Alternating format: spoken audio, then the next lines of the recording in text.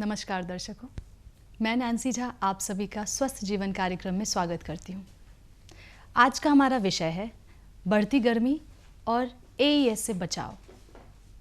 तो दर्शकों, ये बढ़ती गर्मी एक बहुत ही गंभीर समस्या को अपने साथ लेकर के आती है और ख़ास करके बच्चों पे इसका प्रभाव तो और भी ज़्यादा देखने को मिलता है। 1 से 15 साल तक की आयु के जो बच्चे हैं वो इस बीमारी की चपेट में ख़ास करके आते हैं और इस बीमारी का जो पूरा एरिया जो कवर्ड करता है, ख़ास करके उत्तर बिहार वाली जगहों पे ज़्यादातर देखने को मिलता है। तो आज इन्हीं सब विषयों पे चर्चा करने के लिए हमारे साथ हमारे स्टूडियो में मौजूद है शिशु रोगी विशेषज्ञ डॉक्टर अरुण कुमार शाह सर। नमस्कार सर। नमस्ते। हमारे स्टूडियो में आपका बहुत बहुत स्वागत है सर। सर, सबसे पहले मैं आपसे ये जानना चाहूँगी कि इस बढ़ते तापमान में लोगों के स्वास्थ्य पर किस तरह से प्रभाव डाल रहा है ये तापमान? देखिए, बढ़ती गर्मी में बच्चों में ज़्यादा मतलब कि ये उन पर प्रतिकूल असर पड़ता है। ख़ास करके जो वाटर बाउंड डिजीज़ है और जो वेक्टर बाउंड डिजीज़ है वो सब ज़्यादा होती है गर्मियों में। डायरिया के केसेस ज़्यादा होते हैं और जॉन्डिस के केसेस ज़्यादा होते हैं, टाइफाइड फीवर के केसेस ज़्यादा होते हैं। वेक्टर बाउंड डिजीज़ में डेंगू केसेस होते हैं, मलेरिया के केसेस होते हैं और हीट से डायरेक्टली रिलेटेड जो केसेस होते हैं जिसमें कि हम लोग कहते हैं कि हीट स्ट्रोक या हाइपरथर्मिया या हाइपरपायरेक्सिया, ये भी हालांकि यहाँ का तापमान धीरे धीरे बढ़ता ही जा रहा है लेकिन हीट स्ट्रोक के केसेस हम लोग को कम देखने को मिलते हैं इस उत्तर बिहार में, मुजफ्फरपुर में। लेकिन ज़रूरी है कि इस चीज़ को जितने भी पेरेंट्स हैं वो समझें कि हीट स्ट्रोक से हम अपने बच्चों को या अपने खुद को कैसे हम बचाएं। बिल्कुल, तो हीट स्ट्रोक के बारे में आप क्या बताना चाहेंगे हमारे दर्शकों? देखिए, हीट स्ट्रोक एक बहुत गंभीर समस्या है। खास करके हीट स्ट्रोक में क्या होता है कि जैसे हमारे शरीर का तापमान, चाहे गर्मी हो या जाड़ा हो या बारिश हो, हमारा शरीर के अंदर का जो कोर टेम्परेचर वो मेंटेन होता है। वो मेंटेन होता है, चाहे अगर गर्मी है तो हमको पसीना आता है, जाड़ा होता है तो हमको हम अपने आप को कवर कर लेते हैं। तो अंदर का तापमान जो होता है यूजली 98.5 डिग्री फ़ारेनहाइट होता है। तो तापमान जो है उसको मेंटेन करने के लिए स्वेटिंग मैकेनिज्म है और थर्मो रेगुलेटरी मैकेनिज्म है। हीट स्ट्रोक में क्या होता है कि थर्मो रेगुलेटरी मैकेनिज्म जो कि मतलब कि ब्रेन में होता है, वो थर्मोस्टेट कहते हैं, वो फेल कर जाता है। नतीजा यह होता है कि जितना तापमान जो बाहर का होता है, जैसे 45 डिग्री सेल्सियस टेम्परेचर अगर बाहर का है तो वो तापमान चाहे बच्चे का हो चाहे बड़े का हो, उसका हो जाएगा। और किसी भी पैरासीटामोल या एंटीपायरेटिक से वो बुखार नहीं कमता है। तो एक बहुत बड़ा चैलेंज होता है, मेडिकल इमरजेंसी है उसमें। तो इमीडिएटली क्या है कि बर्फ़ की सिल्ली पर चढ़ा देना, बर्फ़ की सिल्ली पर रखिए, उसके तापमान को कम करना ही एक सबसे बड़ी चुनौती होती है। इसलिए वो एक मेडिकल इमरजेंसी है, उसमें जितना जल्दी हो सके उसको मतलब कि कवर करते हुए ठंडे कपड़ों से उसको मेडिकल इमरजेंसी में आप उसको ट्रांसफ़र कर दीजिए। ज़रूरी है कि इस तरह के मौसम में ये सावधानी बरतें कि गर्मी में ख़ास करके दोपहर में 12 बजे से और 3 बजे के बीच में हम नहीं निकलें।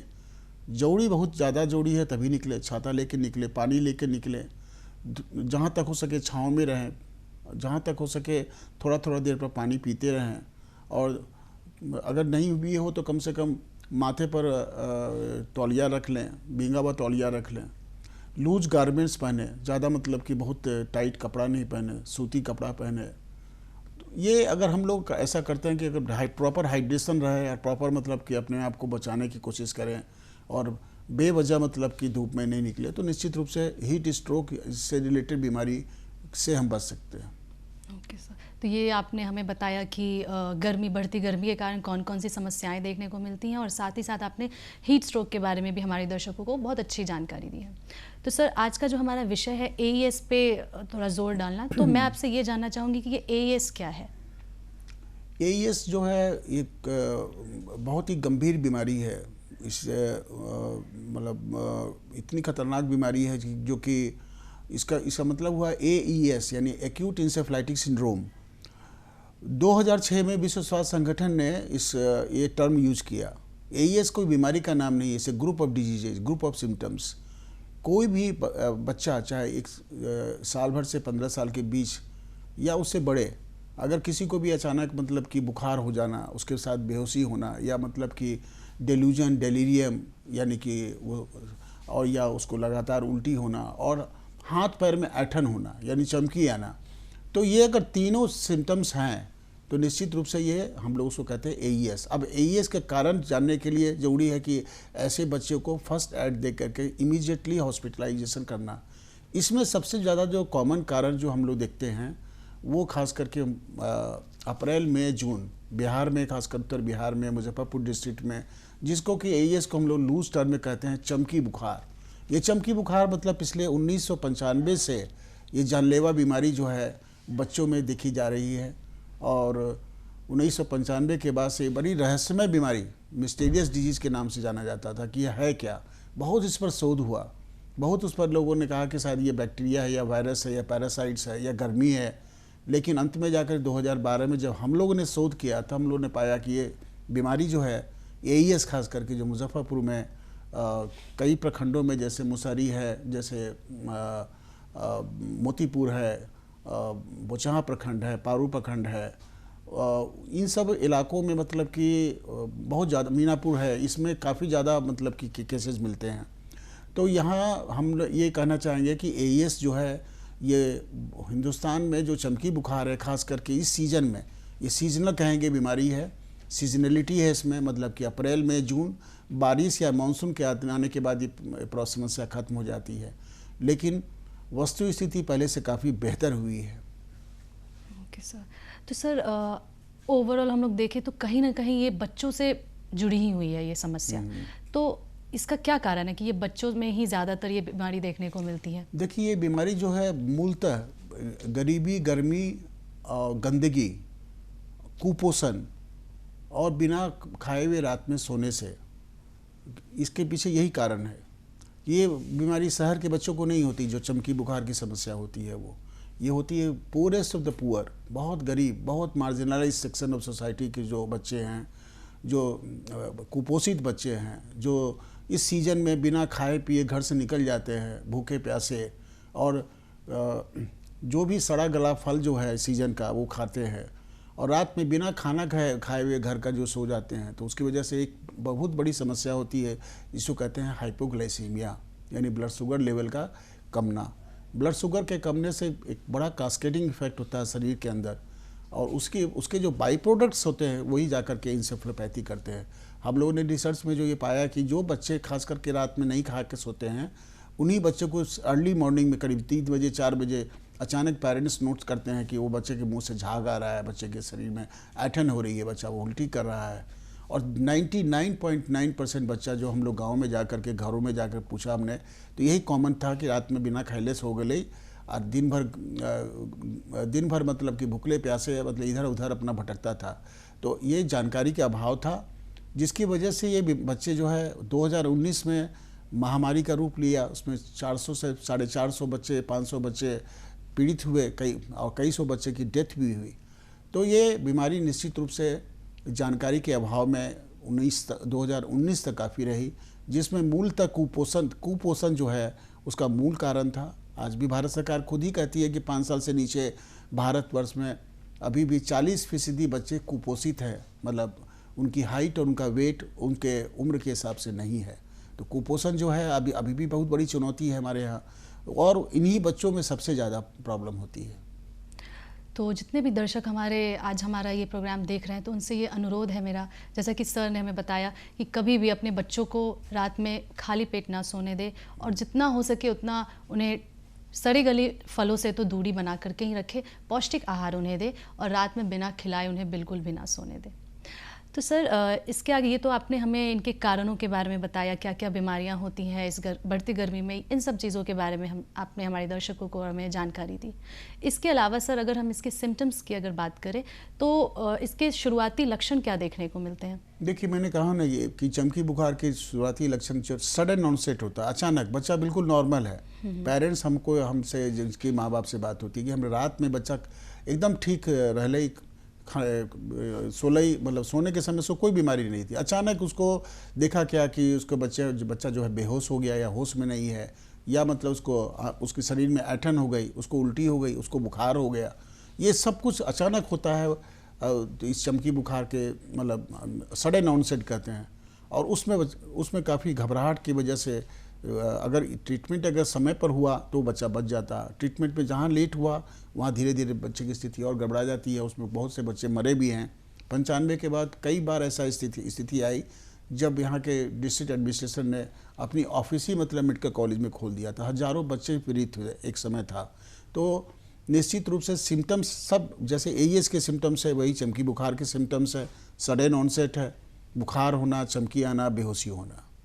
बिल्कुल। तो सर ये जैसा आपने बताया एईएस तो बहुत ख़तरनाक है, लेकिन जो सामान्य तौर पे जो बुखार देखने को मिलता है कि शरीर का तापमान बढ़ गया, बुखार हो गया, तो कैसे हम पहचाने कि ये सामान्य बुखार है और ये जो लक्षण है ये एईएस के लक्षण है, ये कैसे पहचाने? सामान्य बुखार तो में कभी भी मतलब कि ऐसा होता है ना कि सामान्य बुखार में जो चमकी आती है वो एक ही कंडीशन है जिसको कि एईएस से अलग रखा गया है डब्ल्यूएचओ के द्वारा। वो है फेब्राइल कन्वल्सन, यानी कुछ बच्चे जिसमें क्या होता है कि बुखार के होने पर उनको चमकी आती है, लेकिन वो एईएस कैटेगरी में नहीं होती, क्योंकि वो 15 मिनट से कम में रहता है, वो 6 महीने से 5 साल के बच्चों में रहता है। वो बुखार होते ही मतलब कि बच्चों में अचानक ब्रेन जो है उस इंसल्ट को, बुखार के इंसल्ट को बर्दाश्त नहीं कर पाता, उसको कन्वल्सन शुरू हो जाता है। लेकिन अचानक जब कन्वल्सन होने के बाद बच्चा थोड़ी देर में नॉर्मल भी हो जाता है। तो निश्चित रूप से हम लोग इसको कहते हैं कि इसको ये फेब्राइल सीजर है, ये लाइफ थ्रेटनिंग नहीं है। इसमें खाली सावधानी बरतनी है कि फ्यूचर में कभी भी बुखार हो 5 वर्ष तक तो बुखार की दवा दे दीजिए, और एक टैबलेट हम लोग बोलते हैं फ्रीसियम, वो खिलाने से उसको निश्चित रूप से दोबारा बुखार नहीं होगी। मैंने हजार बच्चे ऐसे देखे होंगे फेब्राइल कन्वल्सन के जो एईएस के कैटेगरी में नहीं आते हैं, लेकिन उनको ये सब सावधानी बरतने के लिए हम लोग कह देते हैं कि तुमको ये काम करना है। 100 डिग्री से ऊपर बुखार होते ही बुखार की दवा और क्लोबाज़ेपम जो कहते हैं, फ्रीसियम कहते हैं, उसको शुरू कर देते हैं हम लोग। और बाकी जितनी बुखार है उसमें बुखार में कभी भी कोई बच्चा बेहोश नहीं होता, चमकी नहीं आता। बुखार होता है, उल्टी हो सकती है, पेशाब पीला हो सकता है, पेट फूल सकता है, डायरिया हो सकता है, लेकिन उसमें 3 सिम्टम्स एक साथ नहीं होंगे। तो एईएस के लक्षण में तीनों सिम्टम्स हमें एक साथ देखने को मिलेंगे। Okay sir. तो सर इन सब के अलावा अगर यदि हम लोग बात करें कि मतलब ऐसे कौन से लक्षण, आपने तो बहुत सारे लक्षण बताए कि ये सारे लक्षण देखने को अगर मिल रहे हैं तो हाँ ये एईएस के लक्षण है या फिर जो नॉर्मल चमकी बुखार है उसके लक्षण है। तो ऐसे कौन से लक्षण होंगे जिनको बिल्कुल भी नज़रअंदाज हमें नहीं करना चाहिए? देखिए, हिसाब से देखा जाए तो मैं हमेशा गांव में भी गया हूं, गांव वालों को ये भी हमेशा इसमें हेल्थ अवेयरनेस कार्यक्रम में सालों साल में गाँव में जाकर के यही मैंने कहा है कि किसी को अगर सर्दी खांसी बुखार होता है तो ज़्यादातर मौसमी होता है। उसमें न डॉक्टर की ज़रूरत है, न दवा की ज़रूरत है, न अस्पताल जाने की ज़रूरत है। आपका बच्चा खेल कूद रहा है, उसको बुखार है, सर्दी खांसी है, निश्चित से आप यकीन मानिए कि पैरासीटामोल के अलावा आपको कुछ नहीं देना है। लेकिन अगर ये लगे कि नहीं, बच्चे को खांसी के साथ साथ उसको दम भी फूल रहा है, उसको लगातार उल्टी हो रही है, उसका पेशाब पीला है, वो कुछ भी खा पी नहीं रहा है, उसको मतलब कि 4 दिन से ज़्यादा बुखार हो गया, उसकी सांस की गति तेज़ है, तो निश्चित रूप से ये प्रॉब्लम कुछ और भी हो सकता है, जिसमें मलेरिया हो सकता है, टाइफाइड हो सकता है, जॉन्डिस हो सकता है। लेकिन 90% केसेज आपको मैं बताता हूँ कि मोस्ट ऑफ द जो बुखार सर्दी खांसी जो बच्चों में होता है वो वायरल होता है, और उस वायरल इन्फेक्शन जो होता है सेल्फ लिमिटिंग होता है। जो बड़े बुजुर्ग लोग भी कहते हैं कि दवाई दोगे तो 7 दिन में नहीं दोगे तो 1 हफ्ता में ठीक हो जाएगा, यानी दवा का उसमें कोई रोल नहीं है, सिर्फ सिम्टोमेटिक मेडिसिन का रोल है कि अगर नाक बंद है तो सलाइन ड्रॉप्स दीजिए, आपको अगर खांसी ज़्यादा है तो आप पानी खूब पीजिए, बुखार ज़्यादा है तो आप एज और वेट के हिसाब से आप उसको पैरासीटामोल सिरप दीजिए। यकीनन 90% बच्चे इस अगर ऐसा खाना पीना देते रहिए, माँ का दूध पिला रहे हैं, माँ का दूध पिलाते रहिए, घर का खाना खिलाते रहिए, और 3-4 दिन में वो बच्चा बिल्कुल ठीक हो जाता है। दुर्भाग्य से क्या होता है कि बच्चा एक दिन का बुखार होता है तो वो स्थानीय डॉक्टर जो हम लोग कहते हैं झोला छाप डॉक्टर, उपलब्ध तो वही है, तो वो एंटीबायोटिक सुई देना शुरू कर देता है जिसकी कोई ज़रूरत नहीं होती है। तो मैं गांव वालों को हमेशा ये कहता रहा हूँ, मैं पिछले सालों साल से गांव में जाकर यही मैंने अवेयरनेस प्रोग्राम किया कि देखो तुम्हारा बच्चा देखने में अच्छा है, अलर्ट है, एक्टिव है, खेल कूद रहा है, बुखार है, खांसी है, दम नहीं फूल रहा है, खा पी भी रहा है, तो 4 दिन तुम कम से कम वेट करो।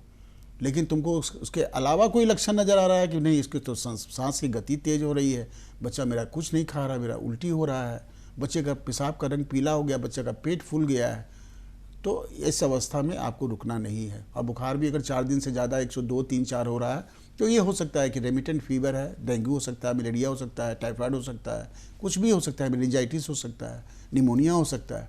तो ऐसी स्थिति में आपको सावधानी बरतनी चाहिए। लेकिन वो डेंजर साइन को पहचानना सबसे बड़ी बात है, जो कि अवेयरनेस के मार्फत ही उन लोग को हम जागरूक करते हैं कि इस सिम्टम्स को तुम नज़रअंदाज मत करो।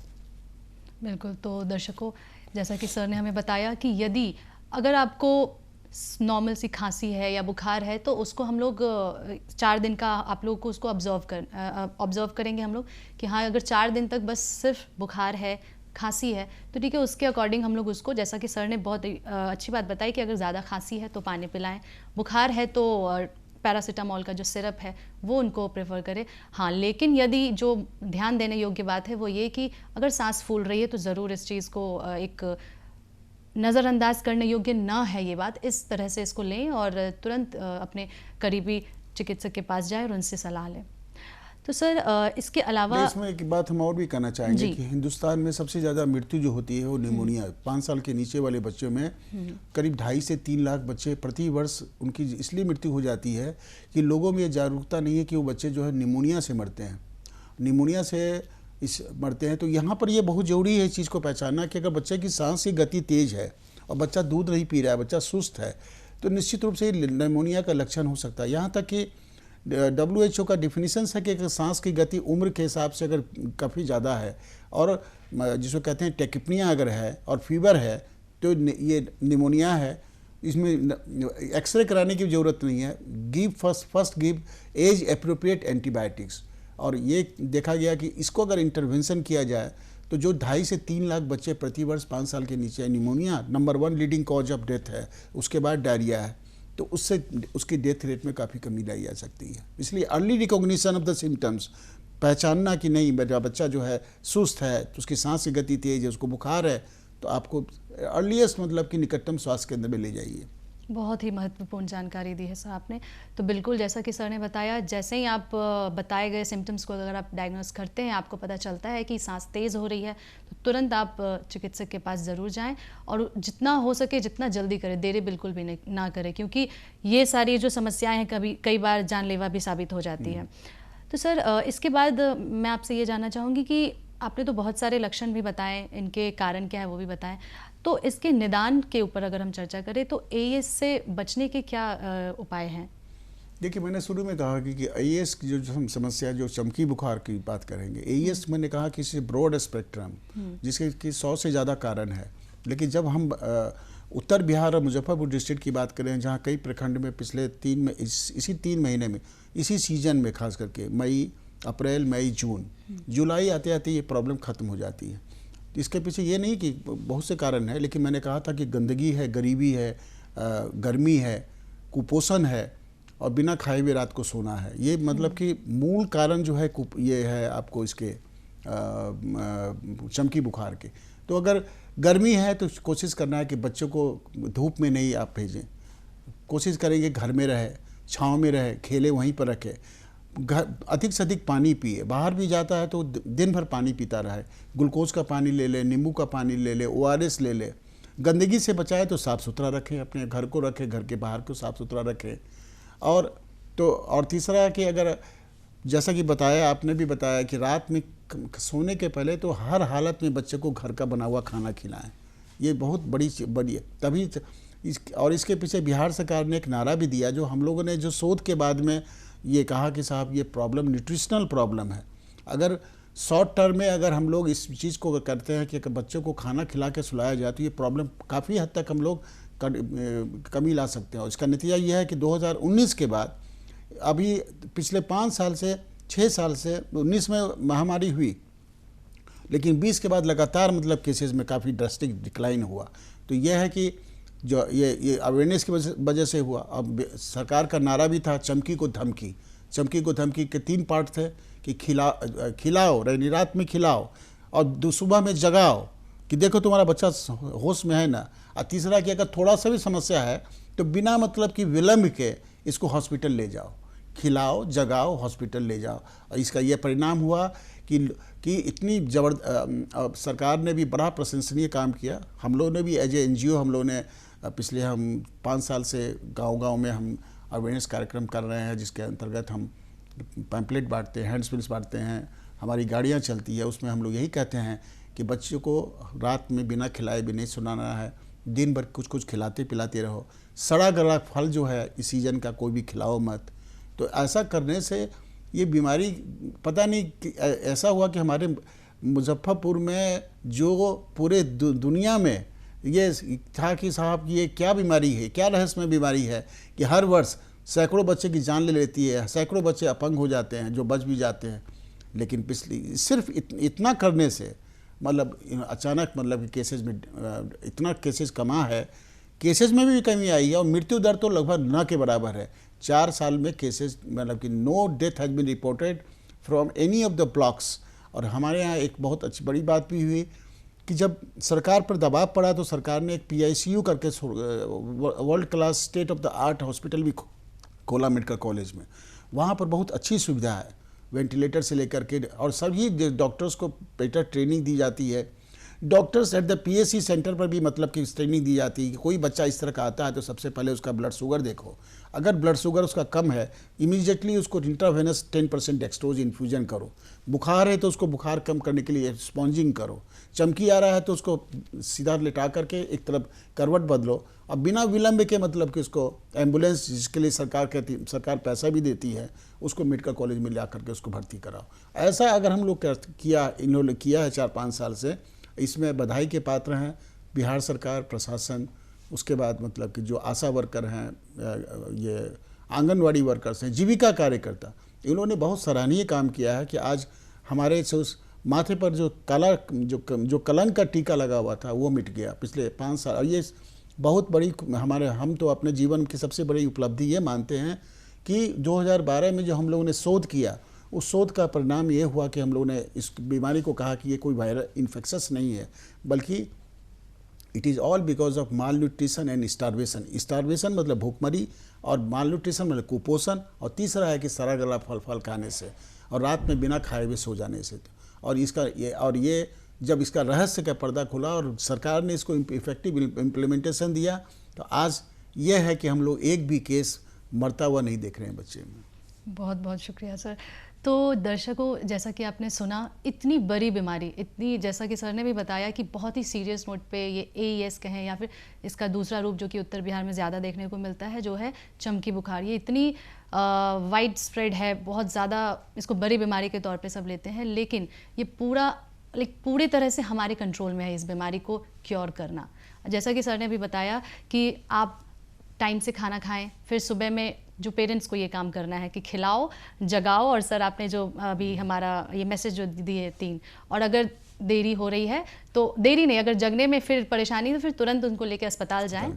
तो ये 3 जो सर ने बताया उस चीज़ को अगर हम फॉलो करते हैं तो बिल्कुल ये हमारे कंट्रोल में है। और सर के अकॉर्डिंग जो भी रिसर्चेस हुए हैं और उसके अकॉर्डिंग, रिसर्चेस के अकॉर्डिंग देखें तो ये बीमारी काफ़ी हद तक हमारे कंट्रोल में है।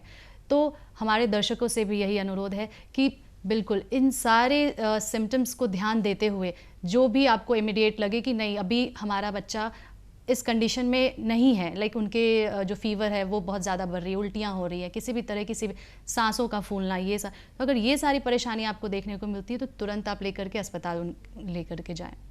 और सर आखिरी में मैं आपसे चाहूँगी कि आप हमारे दर्शकों को इसके लिए कुछ क्या मैसेज देना चाहेंगे? मैं यही मैसेज देना चाहता हूँ कि बच्चों को स्वस्थ रखने के लिए ज़रूरी है कि हम उनका बचाव के उपाय कीजिए। कहते हैं ना, prevention is better than cure. बच्चे स्वस्थ रहे ये इसके लिए ज़रूरी है कि साफ़ सफाई पर पूरा ध्यान देंगे, घर की सफाई, घर के बाहर की सफाई, ताकि क्योंकि मैक्सिमम बीमारी जो होती है 3 कारणों से होती है। एक वाटर बॉर्न यानी गंदे पानी से होती है, उसके बाद वेक्टर बॉर्न यानी मच्छरों से होती है जो कि मलेरिया, डेंगू वगैरह होता है। तो घर के आसपास भी साफ़ सफाई रखिए। तीसरा है कि जो सबसे इम्पॉर्टेंट चीज़ है वो है कि न्यूट्रिशन, प्रॉपर न्यूट्रिशन होना चाहिए।